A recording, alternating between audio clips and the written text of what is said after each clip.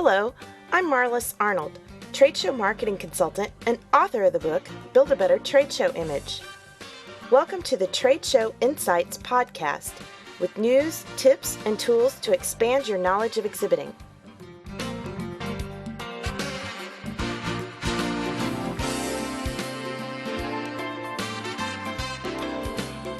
Today we begin a two-part series on Trade Shows 2.0, the next generation.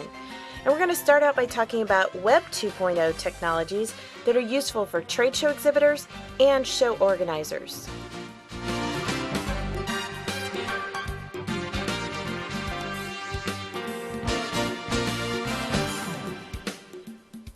I am most definitely a member of Generation X, or Gen X. We grew up watching Sesame Street. In fact, that's how many of us learned how to read, and Schoolhouse Rock. You know, those of you who remember that are probably like me, and there's no way you could ever recite We the People without actually singing it. Oh, I'll spare you that right now, but you know what I'm talking about. We need edutainment, infotainment. Don't just cram facts and statistics and information at us, but make it entertaining and something that's fun and exciting. We're also the first internet generation. Now, we didn't grow up with the internet, but most of us were somewhere between middle school, college, early adult when the internet came along. And so it became a natural part of our lives. As 20-somethings, we joined some very famous friends and started hanging out at coffee houses. We were the first generation to do that. Then following along after us comes Gen Y, who completely take technology for granted. For them, it's just like food and water. They've grown up with all of the tools that we all use daily now. They've never known life without it. They can't remember life before the web, DVDs, and cell phones. They're more likely to get their information online than from the so-called traditional media like books, newspapers, even the network news. So now what does all this mean for trade show exhibitors? Well, we're looking at two generations of the population that are focused on technology tools, interacting, all those kinds of things. And now we've moved into the popular buzzword is Web 2.0, which is beyond the web where you just go and look things up to becoming a web where you actually interact and take a part in the active creation of the web. In fact, I define Web 2.0 with three words: communicate, collaborate, and co-create. So let's talk about each of these three things.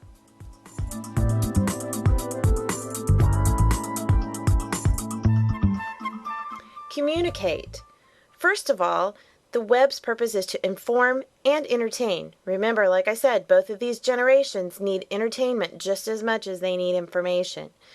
So what are some of the tools to do that? First off are blogs and podcasts. Now, while these are very similar, the main difference is that a blog is simply a text journal, or however you want to think of it, but it's text entries, whereas a podcast is either audio or video entries, where you can include, well, obviously, you all know what a podcast is because you're listening to this podcast, but why not create a podcast or a blog for your show? You can include what to expect at the show, or for exhibitors, you could include what to expect in your booth. You could interview people ahead of time, give them an idea, give your listeners an idea of what to expect by giving them some little teasers based on maybe, different people from your booth staff. Or for a show podcast, give them, interviews with different exhibitors or different speakers that they're going to find at the event, and just kind of get them excited about coming. You could also use a podcast to have a live webcam in your booth, and then you can upload clips showing people what they missed if they weren't able to attend the show. You could even interview some of the attendees in your booth, maybe get some testimonials or some feedback on what they thought of some of the things that you were showcasing at the event. Podcasts and blogs are also great to extend the life of the show and continue the relationship you've built with attendees. You can continue to podcasts to promote participation in future shows, or also just use it to keep in touch with customers and prospects that you've met at the various shows throughout the year. If you're looking for some examples of good podcasts for the expo itself, there's a couple of links in the show notes at imagespecialist.com/tradeshow-insights. You can check those out and even listen to some podcast episodes or read some blogs from various shows. Oh, and one final communication tool that's really cool is Skype. And while a lot of you may have heard of Skype as being an alternative to long-distance phone calls, another feature that it has is video calling. And this could be something that could be very neat for a trade show environment. You could set up a Skype call from your booth, have a webcam in the booth, and make calls to people from your booth on the show floor.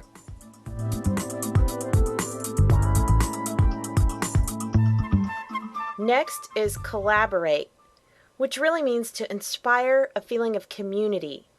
And there's lots of different tools out there for that. First of all, social bookmarking.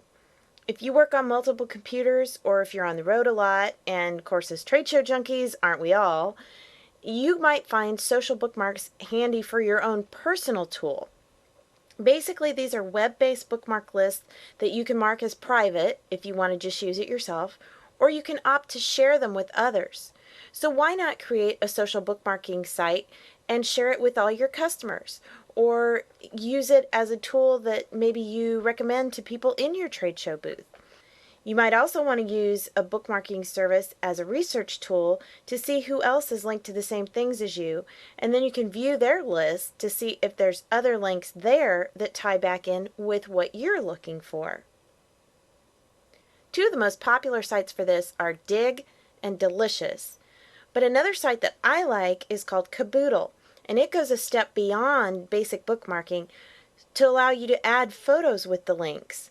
Now, while it was originally designed as a shopping or wish list site, it really is nice to be able to have those photos so that you can, say, make a list of products or items for someone to review, and then it also includes photos from those various websites. The next collaboration tool is social networking. And while the most famous site in this category would be MySpace, it's certainly not geared for business.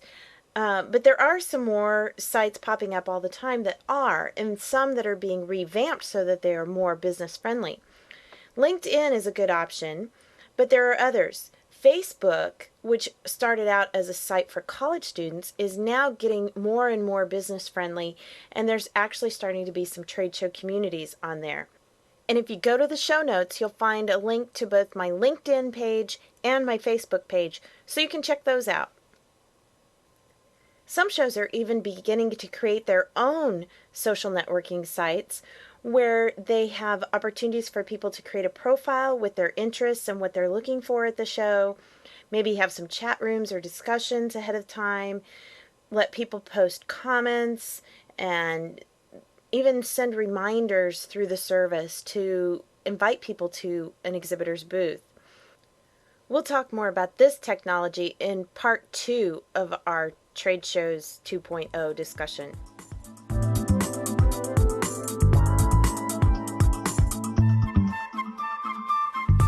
And finally, co-create.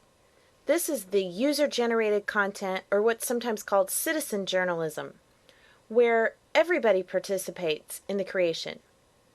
One of the most popular tools here is viral photos and videos. And yes, it sounds like a bad thing, but really viral videos can be a very good thing for trade shows. For example, at last year's CES, an exhibitor used a green screen in their booth, like what your local weatherman stands in front of, and then they filmed attendees doing goofy karaoke. The plan was to get people to upload the videos to YouTube, which is the most popular source for this. And they had massive success. One guy's video shot up to the #1 spot on YouTube and was forwarded to thousands of people around the world, all the while showcasing the exhibitor's brand. Now, you don't have to get wacky with your video. You could simply just use these sites as a vehicle to upload your own photos or videos of your trade show experience and then send out a link to your customers or prospects.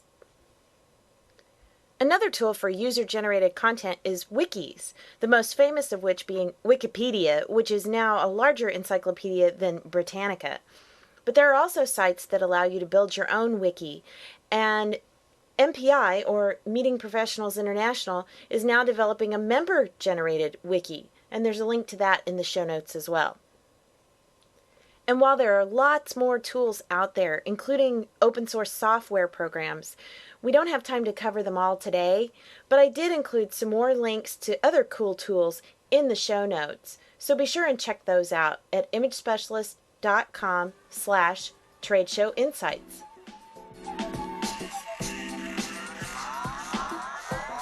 And speaking of cool tools, if you're looking for a fun, creative way to become more educated on exhibit marketing and booth skills, now you can join the Trade Show Success Club.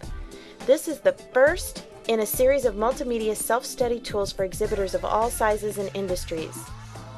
Annual membership includes audio CDs, special reports, teleclasses, and more. These user-friendly step-by-step tools and expert interviews will provide real-world examples for you to replicate in your own programs. You'll receive a minimum of 6 audio CDs in addition to all the other materials. If you'd like to learn more or listen to a sample of the Trade Show Success Club, just click on this link from within iTunes or look for it in the show notes. Trade Show Insights is protected by the Creative Commons copyright license. You may feel free to share this recording with colleagues as long as it is shared in its entirety and is not used for commercial purposes. To learn more, please see the link in the show notes.